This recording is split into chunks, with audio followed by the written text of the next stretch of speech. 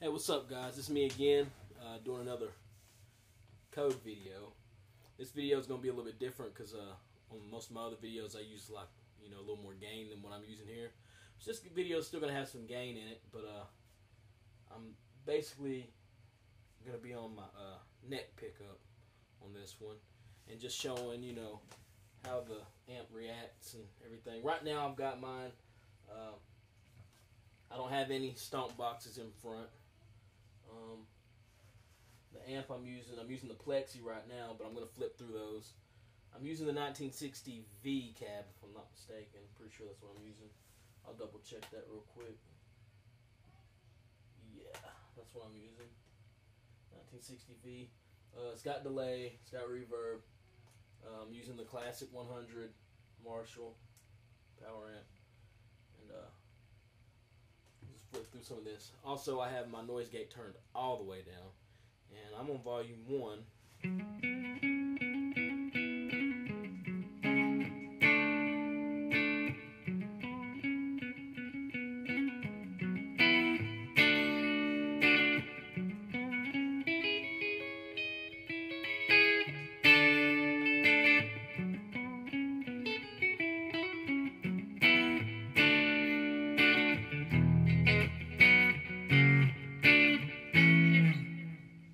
Volume 1 on the guitar, and you bring it up. There's volume 2. There's volume 3. There's volume 4.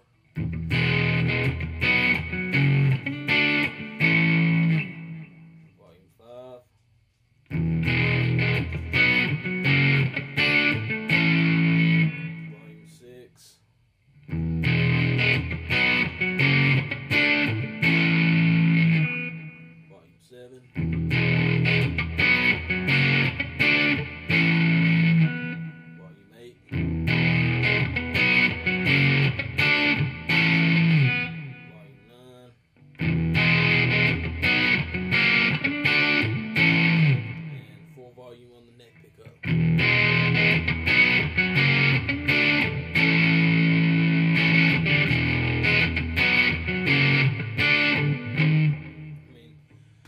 Cool. We'll flip through some of these amps. The Blues Breaker.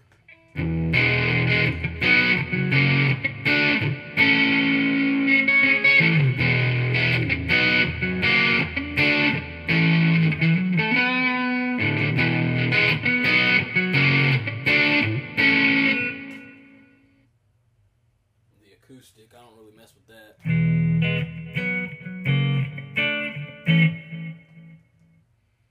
Clean JVM.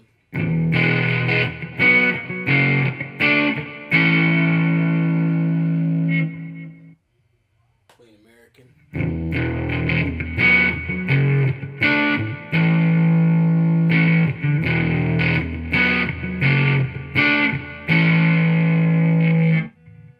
Clean DSL.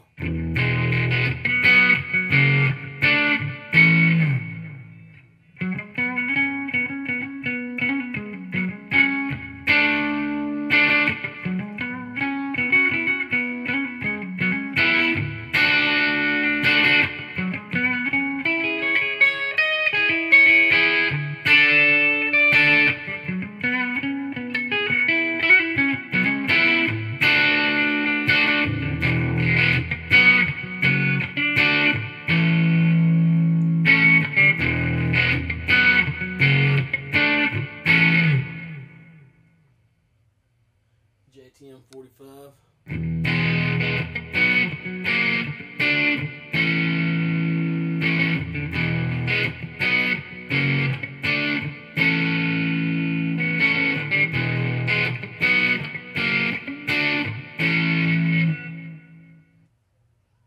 Natural. Which I don't really mess with that natural either. The Overdrive Silver Jubilee. This is going to be kind of crazy.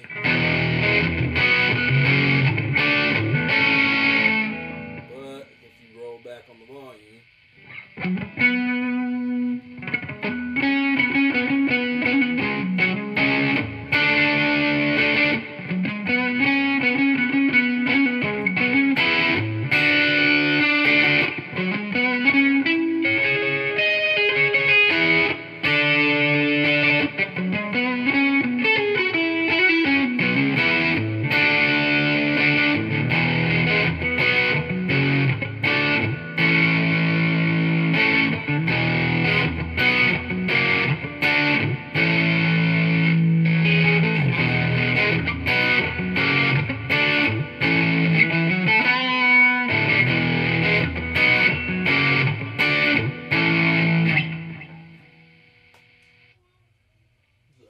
American.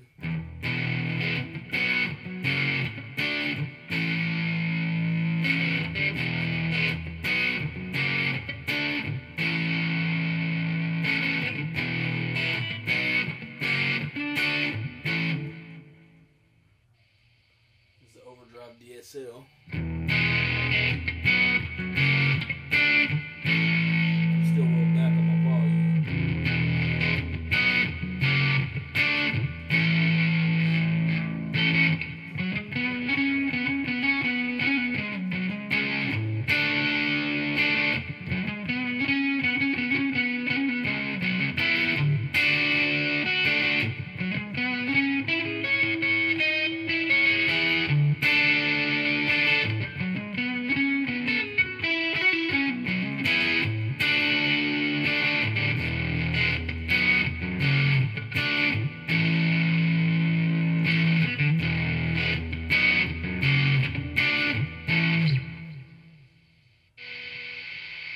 JCM.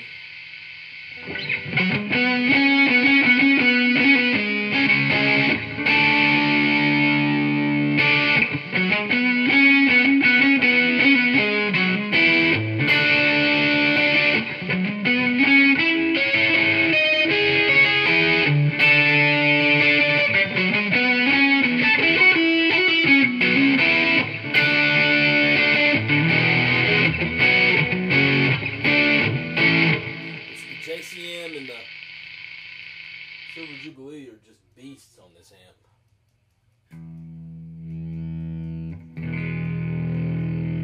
Here's the 50s British, which I'm assuming that's a Vox or something, I don't know.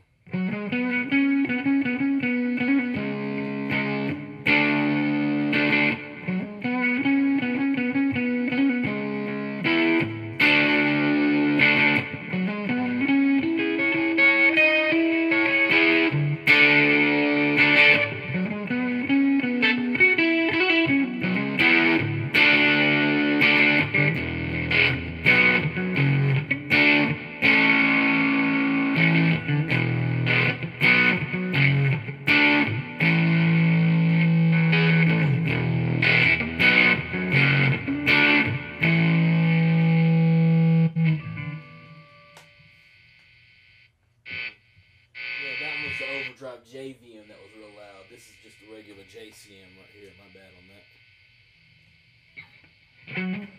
It's the JVM and the Silver Jubilee that I meant to say are beasts on here. Whenever you got them on the overdrive channels, it just they crank. I mean, they're just, I don't know, balls to the wall, I guess. But here's the JCM. Roll the volume back a little bit.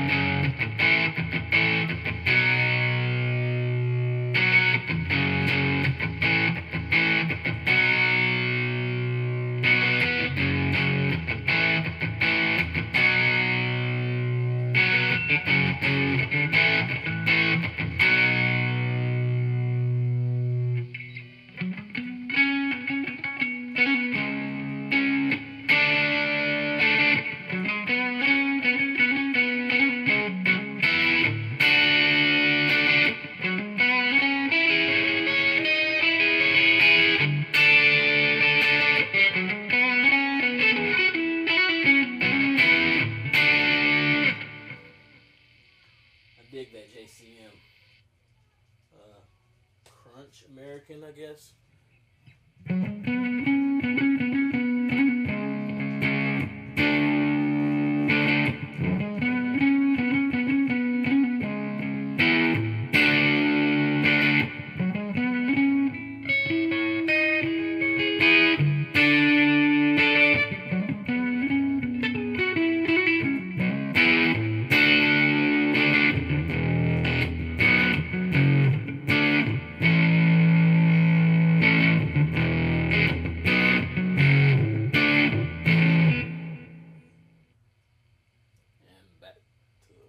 Plexi. I guess I started on the Plexi. Did I go through the blues breaker and all that? Yeah. Back to the Plexi.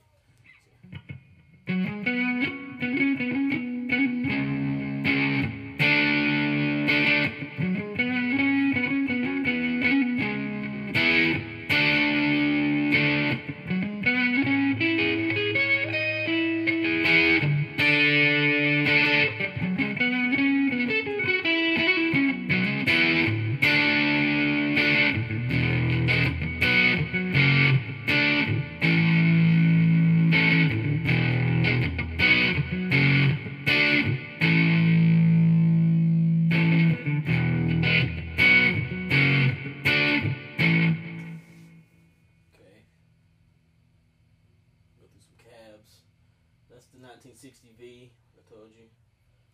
Here's the 1960X.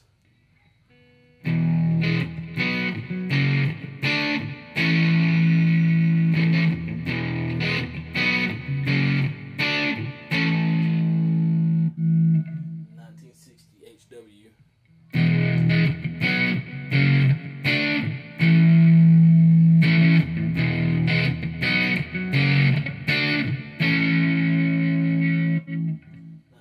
Six.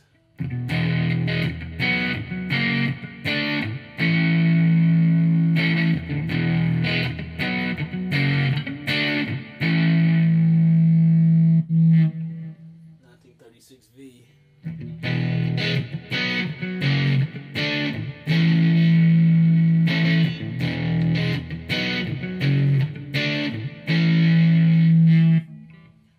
'72.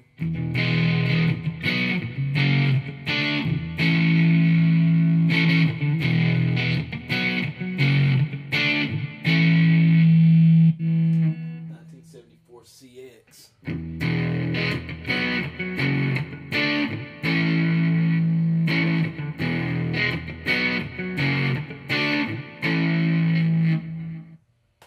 regular 1960.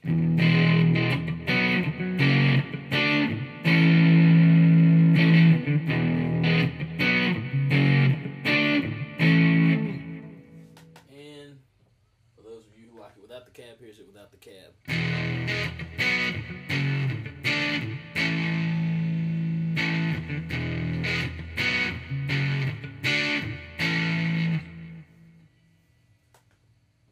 Playing through the code. Oh yeah, and that's another thing.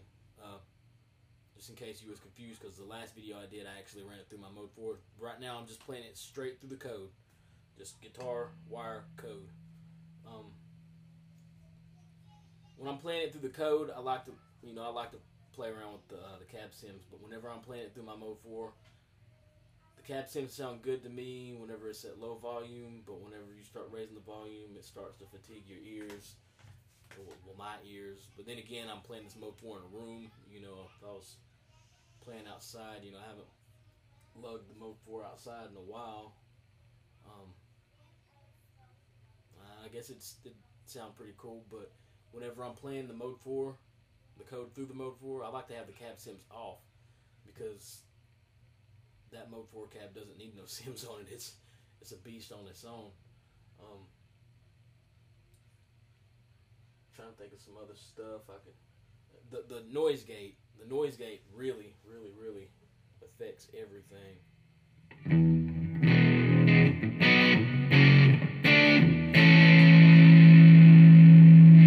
Let's get back to the 1960V. That's my favorite cab sim on here, is the 1960V. I guess it's it's supposed to be modeling vintage 30s, 1960 cab, but let's go to the amp. And My noise gate's on 0 right now.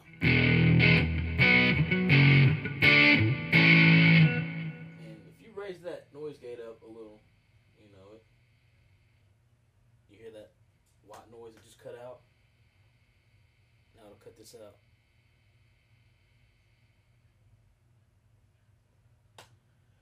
When you first get the amp, the noise gate on a lot of the presets is set up to like 6 and stuff like that. And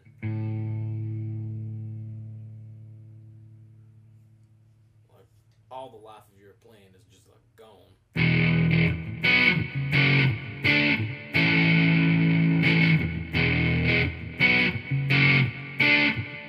It's like cutting off the ends of my notes, and I don't like that. You bring it down to 2, like here's 2.4.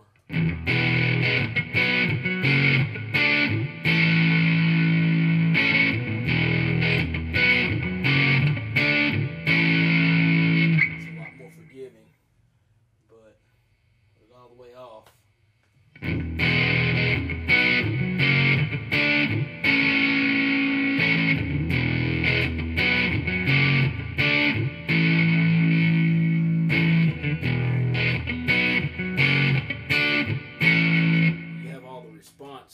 Whenever it's all the way off, but be careful with it all the way off, because if you are playing like high gain stuff, you do need a little bit of noise gate, because it'll start that whistling, howling sound whenever you're too close to the amp, or you got the pickups pointing towards the amp. All that feedback, the unwanted feedback, not the wanted feedback, the unwanted feedback. Whenever you have your amp really loud, you're in a small room, and you know, just whistles.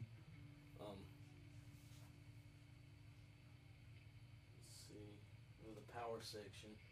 I'm still on the plexi. Let's change that. Let's go back to.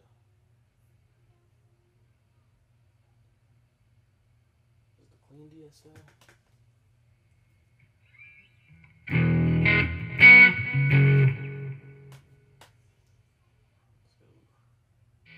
Let's go to the overdrive DSL.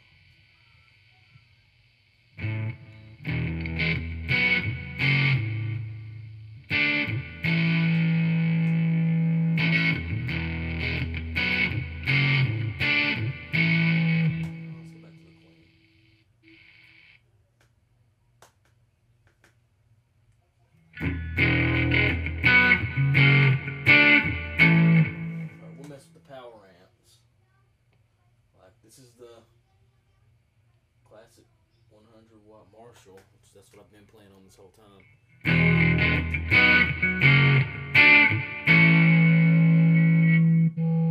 Here's the vintage Marshall 30 watt, and this is on a DSL model.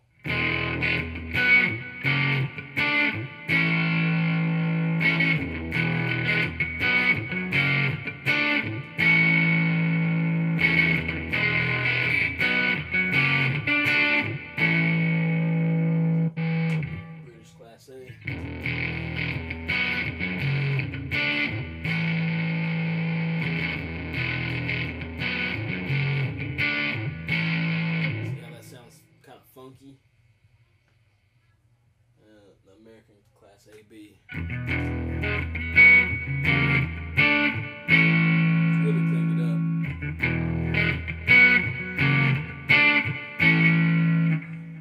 I did not have anything to do with making this amp or anything like that, and I'm not some sort of expert on this, but just from my opinion and from my experience, I'm thinking that some of these power amps sound better with the preamp that it was made for.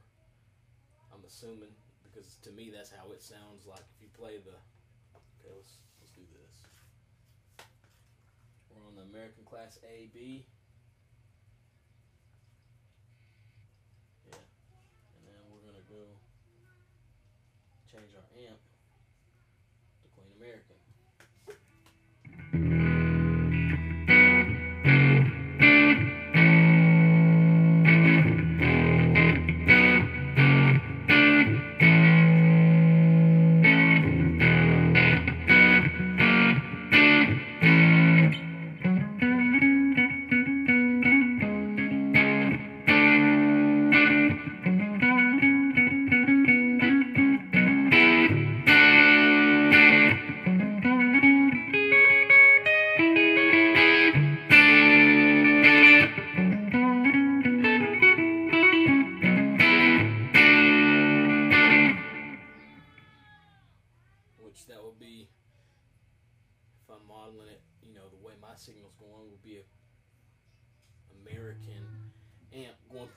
Marshall 1960 with vintage 30s in it. You know, so that's another thing you can mess with.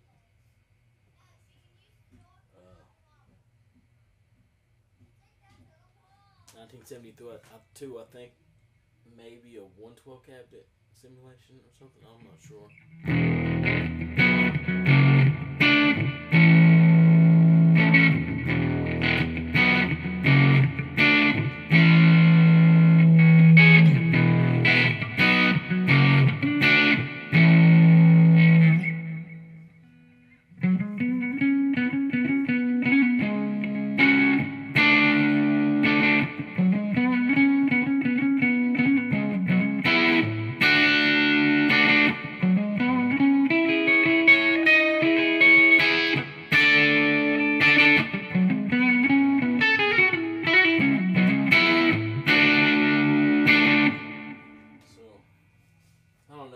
The way they've got this thing, I mean, you can get tons of different sounds, just mixing and mingling the different, you know, configurations. I like thrash metal, so I'm a lot of the times, hey, what are you doing? That's my dog scratching, sitting there by the door scratching. Bella, go lay down. She's old. She's an old bulldog. I call her my old lady. My wife says I spoil her, but right now she's interfering with my video. Anyways, you can mix and mingle all these different configurations or whatever, and just come up with wild tones of your own. You don't have to just sit and play just the presets that are here, and it's really easy to learn how to navigate across the, you know, the amp. I don't even use the Bluetooth feature. I know a lot of guys on Marshall Forum are really upset about that, but it is what it is. You know, some of them guys bought it specifically to use that feature, I guess. And, you know, I can understand why they'd be upset if they got it and that feature wasn't working good. But as far as just the amp, I think it's awesome. I mean, it's not hard to navigate, but if you put it on a tilt back amp stand, it's going to be kind of hard to reach over the amp and fiddle with it and stuff. I'm hoping that a lot of the owners will, you know, kind of calm down whenever the foot switch is available, because once they get the foot switch, they can make their presets and they won't have to fool with the top of the amp. Just reach over and hit the volume button or, you know, knob, and that's simple enough. But I'm gonna try and get a couple more videos in this weekend. I'm off, and I got a couple of weekends off, so I'm gonna try and get a couple of videos in with just different things, running this thing through its courses, whatever you want to call it, running it through its, putting it through the damn ringer. How about that? And then also, I'm gonna try my hardest this weekend. If I don't get it this weekend, I'll get it next weekend. But Marshall Man had sent me some tubes to swap in the Mode 4. That's going to be a whole different video. So hopefully we can get these in. Hopefully you guys enjoy the videos. Peace out.